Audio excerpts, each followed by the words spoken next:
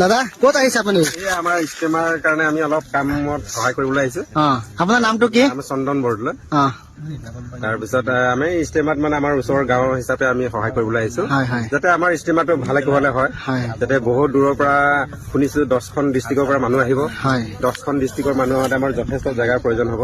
গতিকে ওচৰৰ গাঁও হিচাপে আমি সহায় কৰিবলৈ আহিছো, যাতে দূৰৰ মানুহখিনি শান্তিৰে যাতে বহি নামাজ চামাজ পঢ়িব পাৰে, তাৰে মানে ভাল হওক বুলি আমি ওচৰত আহিছো। আপুনি এনে ভাষা দিছে নে?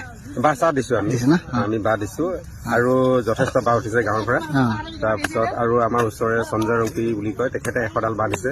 তাৰপিছত গাঁৱৰ পৰা আমাৰ সকলোৱে উঠাইছে 2-এডাল, যোনে যিমান পাৰে আৰু 10ডাল 5ডাল যিমান পাৰে দিছে মানুহে। তাৰপিছত আমি আজি গোটেই গাঁৱৰ মানুহখিনি শ্ৰমদান কৰিবলৈ আহিছো আৰু আহিব। গতিকে আজি হয়তো 20-25 জন মান আহিছে।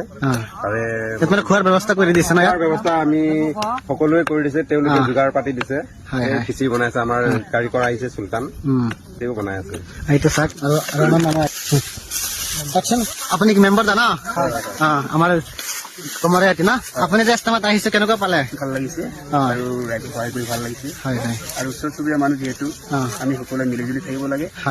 আৰু আগন্তুক যিটো আমাৰ ইষ্টেমা হ'ব যাতে কোনো অসুবিধা নহয়, সকলোৰে ভাল হয়।